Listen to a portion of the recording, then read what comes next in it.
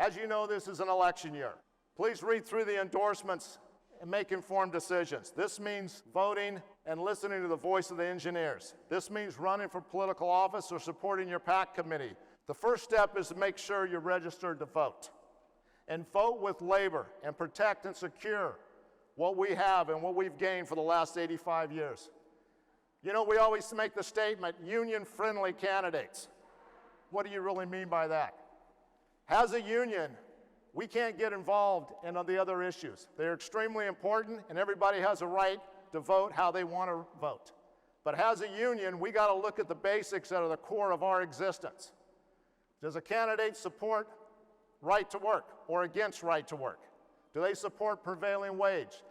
Are they for organizing labor? If they are against this, that is the heart and soul of a union. We cannot support them, but we don't take their word for it. We also look at their voting record. I know this is going to be hard to believe, but a politician will tell you a little lie once in a while. So we go back and we look, how did they vote? When a project came up and it was proposed to be under a project labor agreement, so it would be all done union, did they vote that or did they vote against it? That's how we hold these candidates accountable. We can't get tied up in the other issues. We got to hold them accountable for what is a union issue only, that supports our union. Otherwise, we don't have what we have today. And we were able to do that and grow this great union in the last 85 years because of that.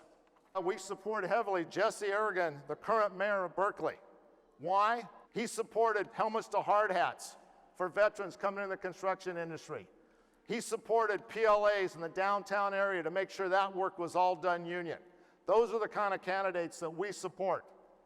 Help us by doing your part. Get involved. Find out. If you're not sure about a candidate, ask, why are we supporting them, why are we not? Because at the end of the day, you always got to remember, it's not about R's and it's not about D's. It's about OE's. And historically, our battles have not changed.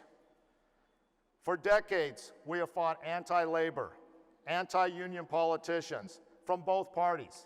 The Wagner Act of 1939, also known as the National Labor Relations Act, changed the landscape of organized labor. For the first time, organized labor was legally protected. It gave unions the right to file unfair labor practices against their employer. In 1947, came along the Taft-Hartley Act that was signed into law, rolling back many of these gains, restricting the power and activities of union. It outlawed several types of strikes, but the key part of this law, and the most toxic, is that it allowed states to pass right-to-work laws, which we all know is the right to work for less.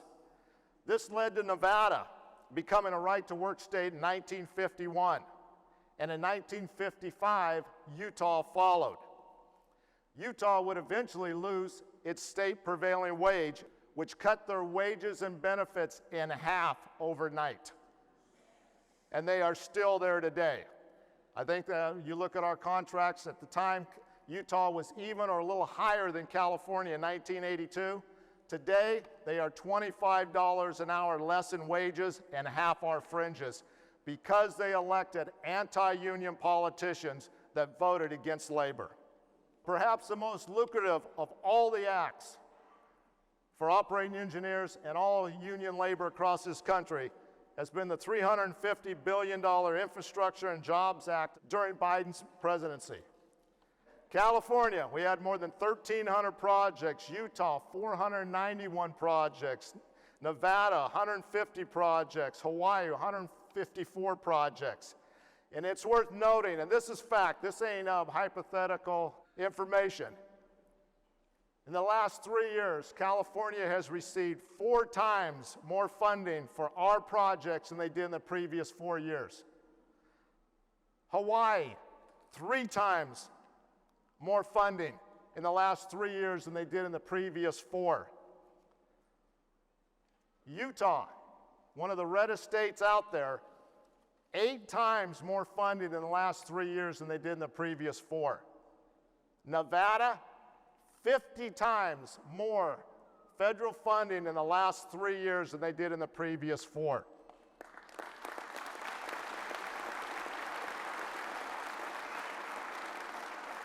Nothing has been bigger for operating engineers than this infrastructure bill, and we will continue to benefit from that for many years to come.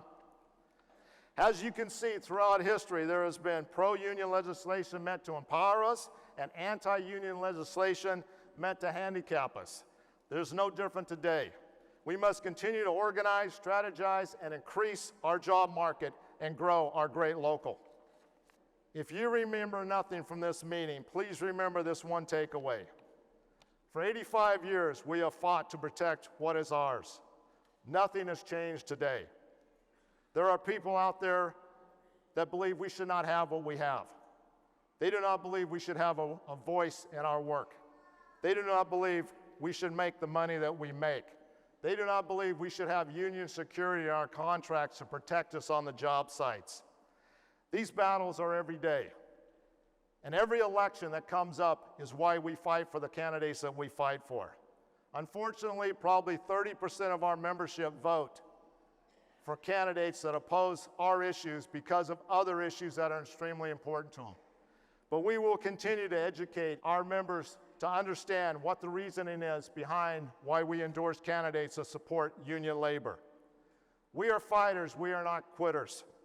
And God help anybody who tries to take our livelihood away from us.